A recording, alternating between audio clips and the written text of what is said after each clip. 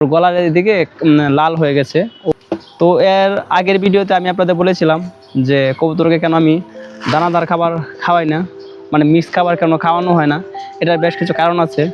কারণ এর আগে আমার কবুতর মাধবকে আমি মিক্স খাবার খাইয়েছিলাম বেশ অনেক দিন যাবত, কিন্তু এই খাবারগুলোতে কিছু কিছু ধরেন ভুট্টা বা কিছু কিছু খাবারে ফ্যাঙ্গাস থাকে, যার কারণে ওদের গলা ইনফেকশন হয়। আমার কবুতরেরও হয়েছে, ওর গলার দিকে লাল হয়ে গেছে।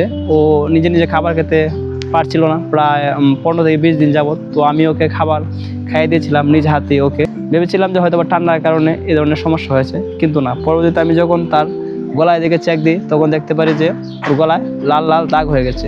মানে এই খাবারের ইনফেকশনের কারণে এরকম হয়েছে। দেখতে পাচ্ছেন এই যে বোটটা আছে, এটার জায়গায় ভাঙা, তো কিছু কিছু জায়গায় ফ্যাঙ্গাস পড়ে যায়।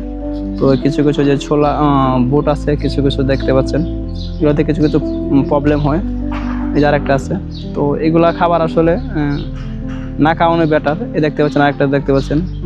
তো আমরা এগুলো হয়তো অনেকেই যারা কবুতর পালন করি হয়তো বা এগুলো অনেকেই খেয়াল করি না, যার জন্য আমাদের কবুতর এরকম সমস্যা হয়। যারা এই ধরনের খাবার কবুতরকে রেসার কবুতরকে খাওয়ান তারা অবশ্যই এগুলোকে পরিষ্কার করে ভালোভাবে নিজেরা কিনেই ব্যবহার করা সবচেয়ে ভালো।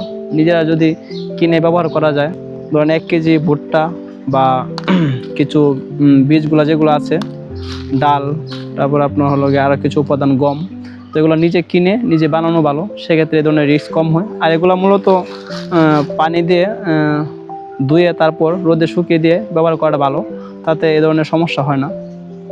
তো যারা যারা এই ধরনের খাবার খান অবশ্যই তারা সচেতন থাকবেন, ভালো মানের খাবার খাওয়াবেন যাতে ওর কবুতরের সমস্যা না হয়। কারণ এই ধরনের সমস্যা সমাধান করা খুব অনেক সময় কষ্টসাধ্য হয়ে পড়ে। অনেক সময় কবুতর মারাও যায়, আমরা বুঝতে পারি না যে কী কারণে কবুতরটি এরকম হলো।